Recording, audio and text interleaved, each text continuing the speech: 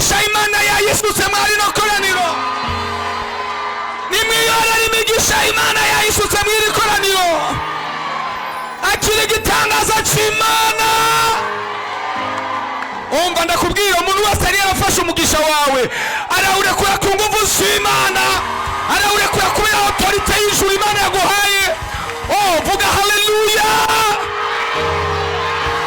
Yesu Imana yatubwiye ngo tugiye gusubizwa ibyacu, tugiye kureka ipera ibyacu aho yaragumijwe. Nawe muri iki gitondo ndaguhanuriye mbwirijwe n'Imana, yora imigisha yawe. Letele shikaya mano. Akira mu izina rya Yesu Kristo. Akira ibyawe. Hari abantu bigize kagarara ku byacu barabifata barabigumya, ariko imbaraga z'Imana zimanukanye umuriro, kiganza cy'Imana kimanukanye ubushobozi, kuboko kw'Imana kumanukanye ubushobozi. Sema haleluya. Hari umuntu abyakiriye ngo atere haleluya. Sema amina. Bibiliya ivuga ngo Mose ajya kwa Farawo aramubwira ngo Imana yantumye ngo rekure ubwoko bwayo. Hamaze kuba ibimenyetso 9, Farawo yanse kubarekura. Uwo munsi, uwo mugoroba, Mose aragenda wageze kwa Farawo. Farawo aramubwira ngo wagasore wakagabo wa mwana we, ntuzoswe kugaruka hano, sinzoswe kukubona hano iwanje. Mose aramubwira ngo uvuze ukuri, sinzongera kugaruka, iri ni rya nyuma umbona. Sema haleluya. Erega hari umuntu yibaza ko bafise ubuzima bwawe, yibaza ko ari we yakugumije, ari wakubeshejeho. Imana ikugobote mu maboko yiwe. Ntuzokongera kujya kumutakambira no kumutega amaboko, kuko Imana nawe yakwibutse muri iri koraniro ry'uyu munsi. Yibaza yuko adahari wocu upfa, nagende usigaranye n'Imana yawe, usigaranye n'iyaguhamagaye, usigaranye n'iyagutoranije. Haleluya. Ngubivuze kurahanuye, sinzongera kukugaruka imbere.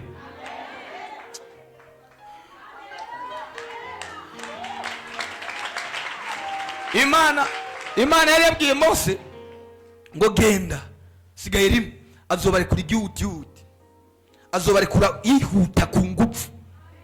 Muri iryo joro Imana ibwira Mose ngo mwitegure mubage imyagazi y'intama,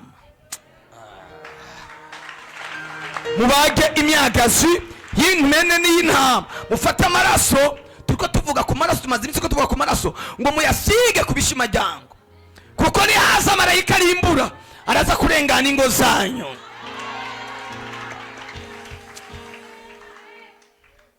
Bwana asifiwe sana. Bwana asifiwe sana. Wewe n'urugo rwawe n'inzu yawe, umurimbuzi araharenganye, urimbura araharenganye. Ngo muri iryo joro marayika yica abana bose b'imfura bo muri Egiputa, ngo ariko ku Bisirayeli, aha Abisirayeli baba, Imana iraharinda. Hari umuntu yumvise Imana wavuga amina. Wewe n'inzu yawe, wewe n'abawe n'abo muri kumwe, yemeye kubarinda mu izina rya Yesu, yemeye kubarinda mu izina rya Yesu. Hari umuntu abyakiriye ngo avuga amina. Je n'inzu yanje tuzakorera Uwiteka, yaduhaye amazi tunyotewe. Je n'inzu yanje tuzakorera Uwiteka, yaduhaye amazi tunyotewe. Je n'inzu yanje tuzakorera Uwiteka, yaduhaye amazi tunyotewe. Wewe n'abawe n'umuryango wawe n'umugore n'abana na famille n'abo muvukana mwese,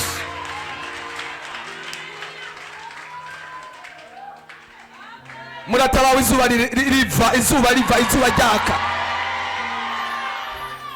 Yabikoze ku mugaragaro, amahanga bireba.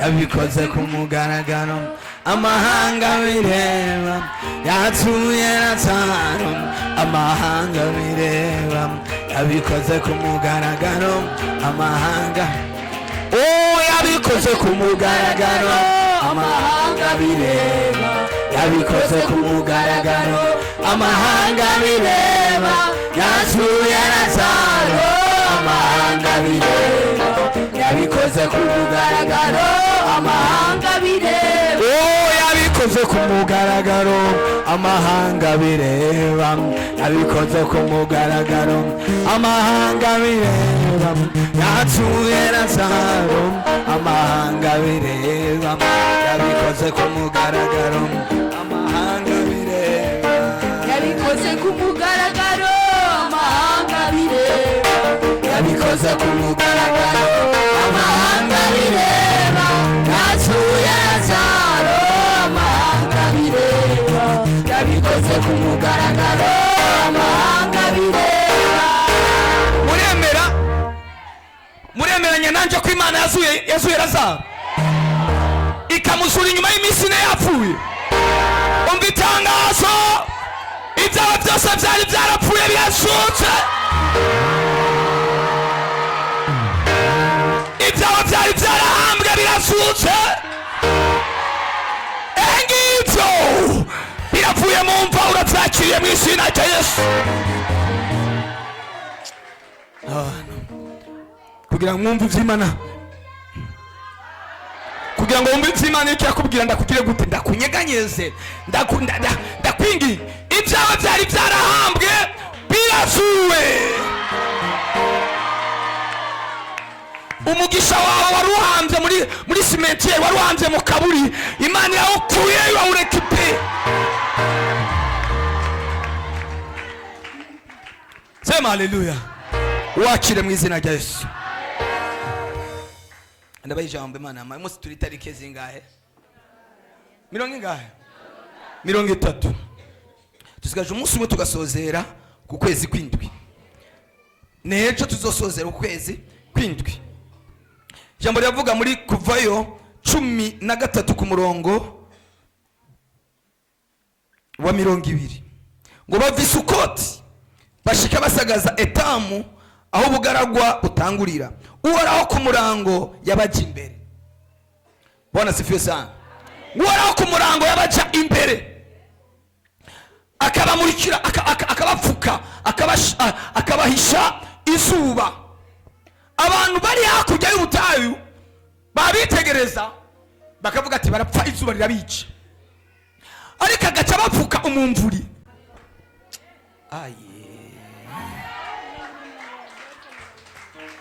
Tuzamura ibiganza Imana mu izina rya Yesu Kristo. Hari icyo mwe mu Imana yanyongoreye ngo yagiye ibazigama kuva itariki imwe mukamugiye gusozera uku kwezi. Mu kwezi k'umunani tugiye kwinjira, ntabwo yavuga ibyako tutarakwinjira, ngo kuzobabera ukwezi ko gupfukwa nayo, ko guhishwa, kunyegezwa. Wanyemerera ukavuga amina. Ngo Imana igiye kukubera umutaka mu gihe cy'izuba.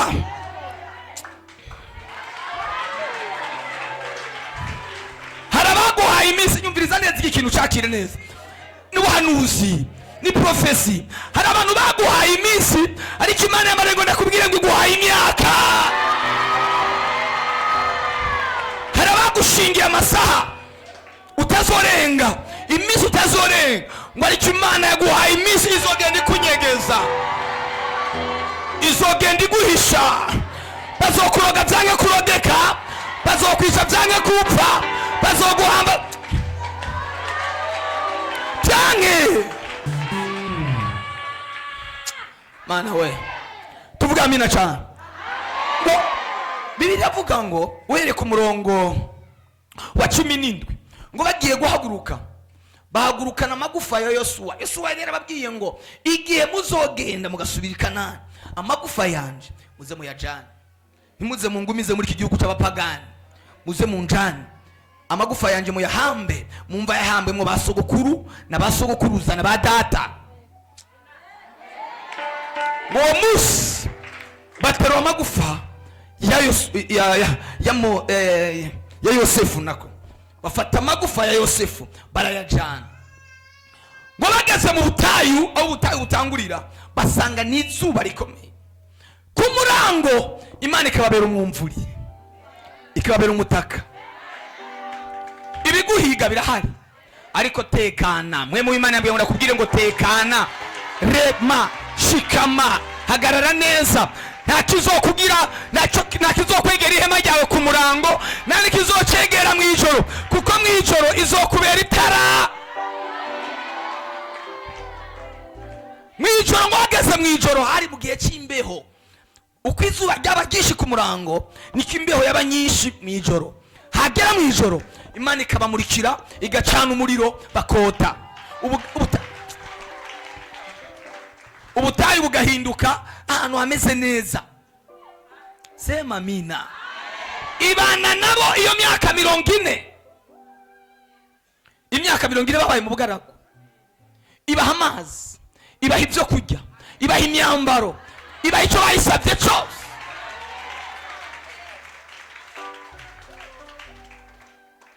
Hageze igihe bakumbura inyama, babwira Mose ati dukumbuye inyama.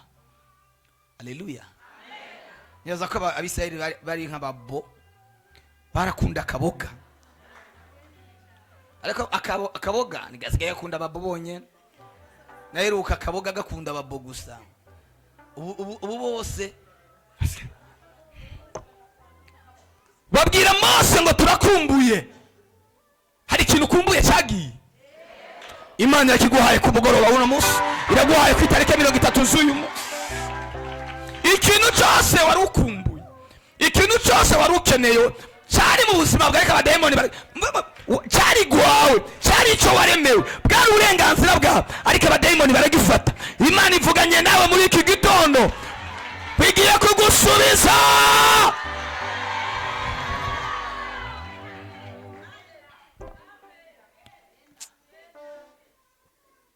Sema amina.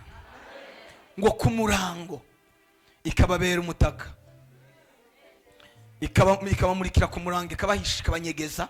Hagera mu ijoro ikabitara. Harabazi ngo urapfa muri iri joro ry'uyu munsi. Never nibishoboka, nturuwo gupfa.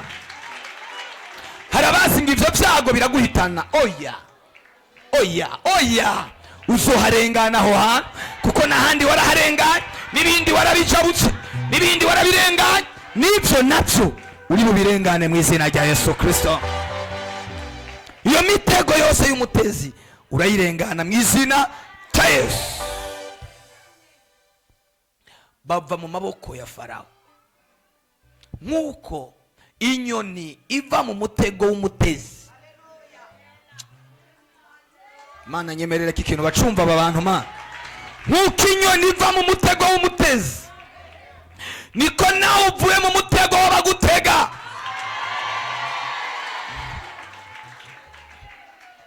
Nk'uko inyoni iva mu mutego wayiteze. Jambo ry'Imana ravuga mu Migani 1:17 ngo kuko umutego utegeka ubusa, iyo ikiguruka cyose kireba, iyo ikiguruka cyose kibibona. Birashoboka ko hari imitego uri kurategwa, ariko Imana yakuguruye amaso umenye imitego ahiri. Imana ibahezagire cyane. Ndarimvuze ngo Imana ibahezagire cyane. Tugiye gusenga Imana. Bwana sifiwe sana. Tugiye guhamagara Yesu. Nta birebire, nta sengesho rirerire tugiye kugira, ariko isengesho tugiye gusenga mwaka kanya niryo kuduhisha, niryo kutunyegeza. Uwa mbere y'umutaka agahuma amasi b'imiga, ineza ye arampamagaye imbwira ko nzagerayo. Uwa mbere y'umutaka agahuma amasi b'imiga, ineza ye arampamagaye kugira ngo nzagerayo. Iyo aguhamagaye iri kumwe nawe kugeza urugendo rushoje, iri kumwe nawe kugeza urugendo rumaze, iri kumwe nawe kugeza ugeze muri rya sezerano cyawe. Vuga haleluya. yarakubereye umutaka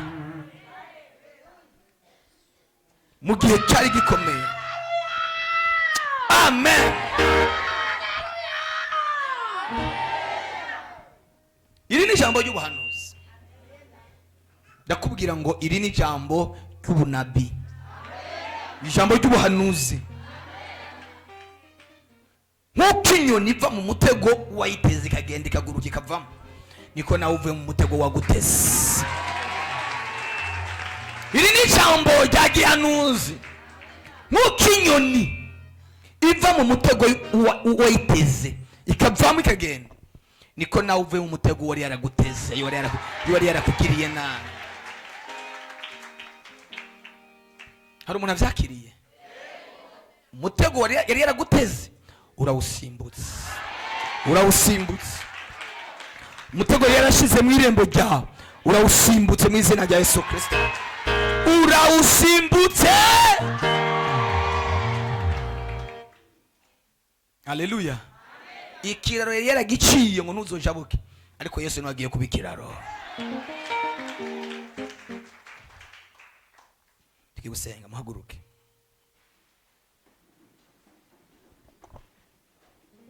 Tugiye gusenga Imana. Amen. Nk'uko inyoni iva mu mutego wayiteze, nk'uko inyoni iva mu mutego w'uyihiga, yayifashe yamaze kuyifata ikavamo, nawe uvuyemo.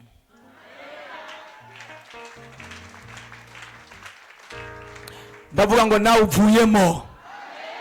Wa mukobwa we uvuyemo, wa mupapa we uvuyemo, wa musore we uvuyemo, wa muvyeyi we uvuyemo. Urasohotse mu izina Mana, mu izina rya Yesu Kristo. Dufise imitego myinshi twategeshejwe, ibiziriko byinshi twategeshejwe, turasenze mu izina rya Yesu.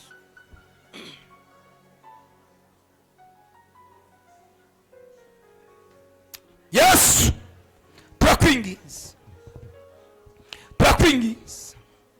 utubera amaboko.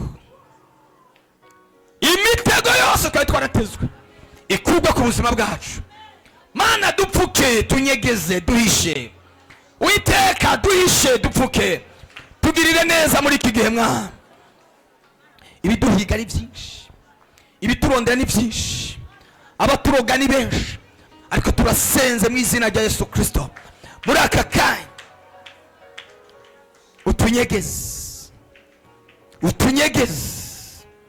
utunyegeze abansi, uduhishe abadayimoni, uduhishe imitego y'umutezi. Witeka Mana yacu, utunyegeze imitego y'umutezi. Nk'uko inyoni iva mu mutego wayiteze, aba bantu bave mu mitego, abantu bave mu mitego. Ibyo barungikiwe bisubira ku babirungitse. Mana, mu izina rya Yesu, ibyabo bigaruke, ubagirire neza. Urakoze Mwami, urakoze, turagushimiye, tugukomera amashyi menshi mu izina rya Yesu. Amen. Komera amashyi Mana mu izina rya Yesu. Yesu ashimwe cyane, Yesu ahimbazwe. Dukomera amashyi Mana mu izina rya Yesu Kristo. Uvuye mu mutego waguhiga, urabyemeye? Icara. Niwicare mu mugisha wawe mu izina rya Yesu. Niwicare mu byawe mu izina rya Yesu. Niwicare mu mugisha wawe mu izina rya Yesu. Wakira surprise y'Imana, wakira surprise y'ijuru. Sema hallelujah. Wakira surprise y'Imana, wakira igitangaza mu izina rya Yesu.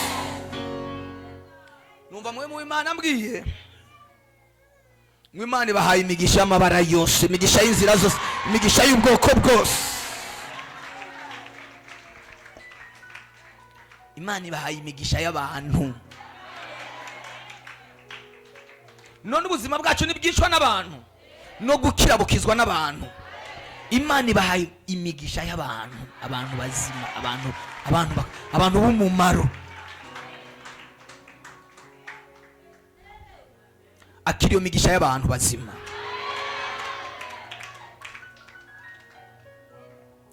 Ndaguhanuriye mu izina rya Yesu Kristo, iwawe haza abantu bazima.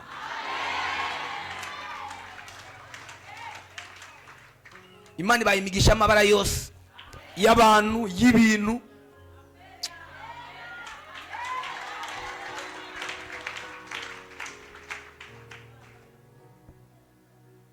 Turarangije. Ejo ni tariki 31 tuzosozera ukwezi. Haleluya. Tuzosozera ukwezi kw'indwi twinjira mu kwezi k'umunani. Bwana sifiwe sana. Mbega hari ibyo Imana yakoze muri uko kwezi kw'indwi wabonye ushimira Imana. Hari n'ibindi bintu witeze ukeneye mu kwezi k'umunani. Birahari.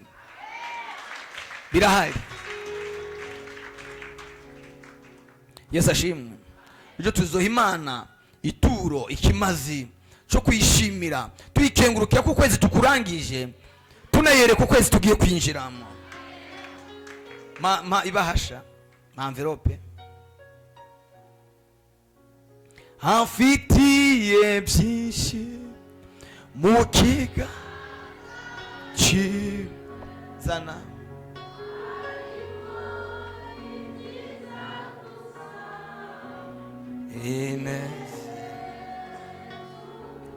Afite zanizindi. Afite mu kiganza. Ejo tuzotangira Imana ituro ryo kwikengurukira mu buryo buri special ko turangije ku kwezi twinjira mu kwezi k'umunani. Tubwira Imana ngo uko kwezi k'umunani kuze kutubera ukwezi kurenga yandi mezi yose twabonye. Murashobora kuronkera Imana ikimazi cy'amafaranga 10,000, ishikanwa ry'ibihumbi 10 gusa.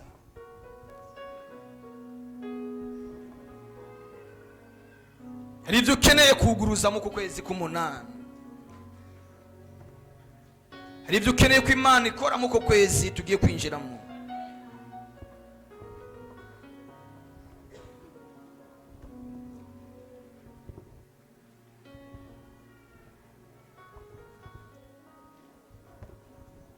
Ukeneye umutaka ukunyegeza, ukeneye urukingo rw'Imana. Narababwiye yuko misi yose mu mboneko z'ukwezi abarozi baba bafise ibintu bakora. Iyo ukwezi kurangira bafise ibintu batongera ku buzima bwawe.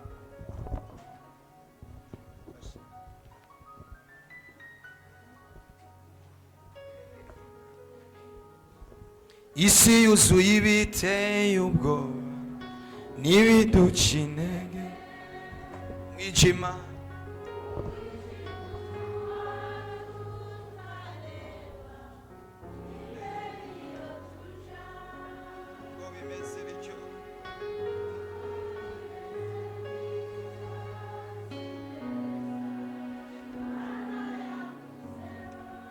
kwari na jambo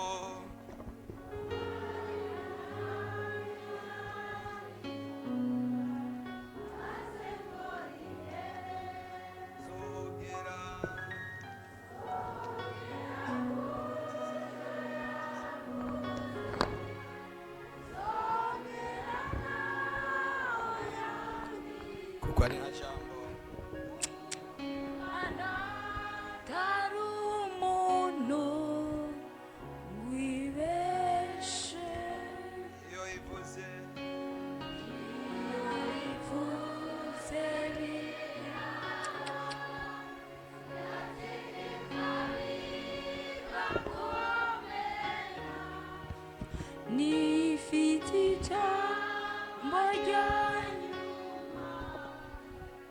kurije.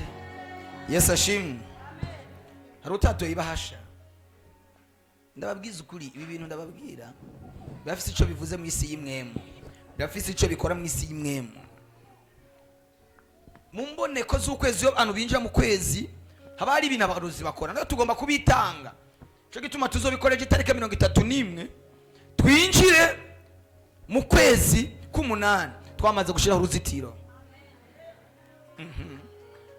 Aha ushobora kuronka bitanu Imana iki kibazo sama sigitigiri cy'ivyuro wotanga ari igiti ikibazo nikiva mu mutima wawe.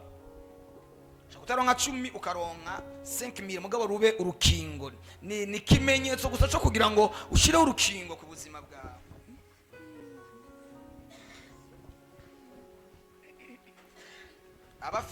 Abafise abana bikunda ko bobazana ejo muze mubazane muri burakeye, sivyo? Kwishura nimura mubazindura ijoro, abo bishoboka muze mubazane ejo mu gitondo. Nanye nzobazana ejo, abana tuzobasengera ejo.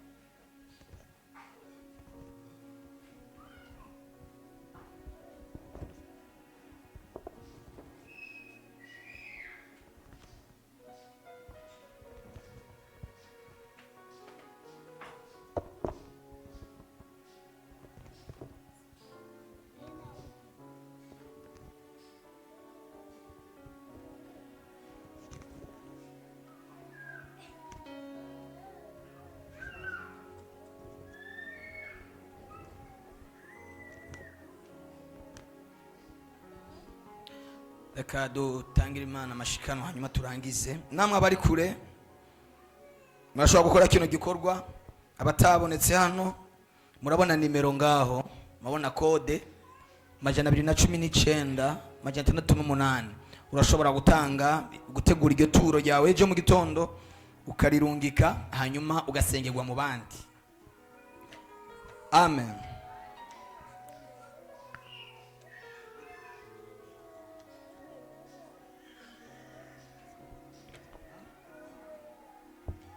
Okay. Abakeneye gutanga ikigira 10 babahe. Bwana sifiwe. Dutegereza ko ukwezi k'umunani kukubonamo umugisha. Tuzokubonamo umugisha, urabyizeye? Tuzokubonamo umugisha. Reka rero nimba ukeneye gutangira Imana ishika. Ushaka iki Imana? Najeje wewe wati. Wari he? Najeje. Yenda baguye. Najeje gutanga amabanga. Wari he mama? Nyokuru. Reka ufatishe iganwa ryawe dusenge. Amen. Ejo muze muzana abana abo bishoboka ko mubazana tubasengere nabo. Twamaye ko turasengerwa twenyene, reka nabana nabo ejo tubasengere, tubashire ku burinzi bw'Imana, tuba protege. Imana ibarinde ingwara n'imbizi zizana inyatsi. Narabibonye ryari aho uja mu bitaro iminota 30 gatanga 1000 shawe wararamvye wewe nukuri ntawe ushoboye kugera. Hagurukana iryo shikano ryawe dusenga Imana. Abantu bama bariko baraja kwa muganga barashize bararangiye mu bitaro ejo mu bitaro, tubasengera abana bawe Imana ibarindi ingwara no bugwara bashire ku rukingo. Bwana sifiwe. namwe ejo nzobasengera Imana ibashire ku rukingo rw'indwara, kwa muri kuraja kwa muganga kwamana imiti, no, Imana ibakize mu izina rya Yesu. Tuzosenga iryo sengesho ku munsi w'ejo dusaba urukingo. Navuze ngo abari kuri YouTube muriko murakurikirana, namwe mutegurira Imana iryo shikanwa, ushobora kurirungika kuri Mikashi cyangwa ukarizana ejo uramutse uje, ariko wigereye byo bavyiza kuko hazoba kubarambika ko ibiganza.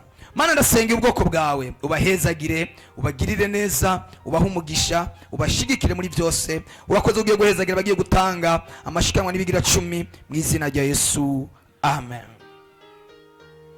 Marayika arabaza ati, ninde wabumbura iki gitabo? Yesu mwana aritangara kibumbura. Mwijuru babibonye batangazwa n'ubwo bwitange, baherako bafata inanga zabo bararirimba, bati icyubahiro n'ubutware n'imbaraga no guhimbaza n'ibyicaye ku ntebe n'iby'umwana w'iteka.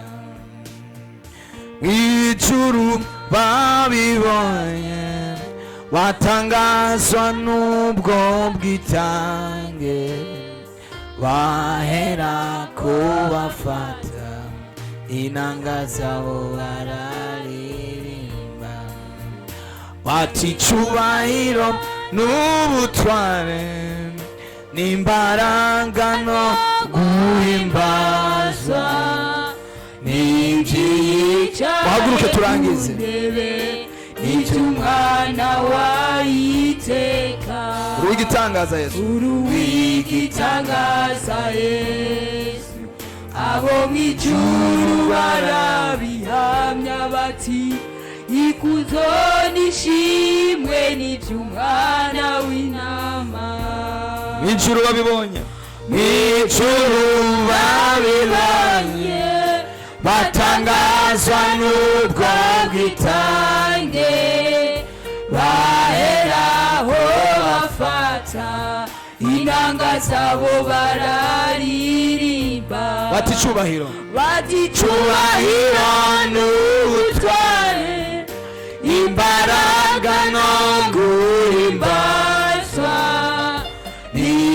n'ibyicaye ku ntebe n'iby'umwana w'iteka.